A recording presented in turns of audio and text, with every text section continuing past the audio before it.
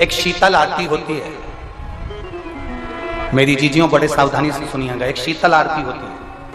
कभी अगर तुम्हारे जीवन में अगर कभी तुमको ऐसा लगे कि रोग बड़ा भारी हो चुका है और बहुत भारी रोग मुझे घेरता जा रहा है, या डॉक्टर को दिखाने जा रहे हो और तुम्हें ऐसा लग रहा है कि डॉक्टर कोई बड़ी बीमारी बताएगा, तो उस समय पर शीतल आरती का प्रयोग करें।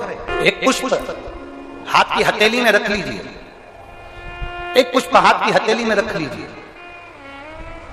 अब उसमें चाहे सफेद हो, चाहे नीला हो, चाहे गुलाबी हो, जैसा भी हो, हाथ में रखने के बाद हाथ में एक लोटा जल, कांच का पुष्प और एक लोटा जल आपके पास में है, शिवालय में पहुंचकर शीतल आरती का प्रयोग करो।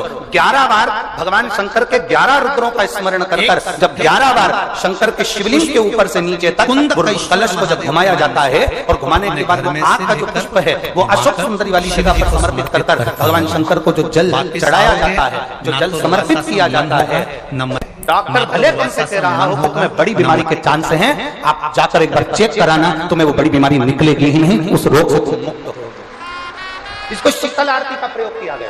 ये शीतल आरती, इसको शीतल आरती कहा। शिव की प्राप्ति का, एक रोग से मुक्त होने का। अब आपसे कोई कहे कि ये शीतल आरती का प्रयोग सबसे पहले किसने करा, तो आपको ध्यान लगाना है इस प्रयोग को। सोमनाथ जी की कथा का स्मरण करिएगा, सोमेश्वर की कथा का स्मरण करिएगा।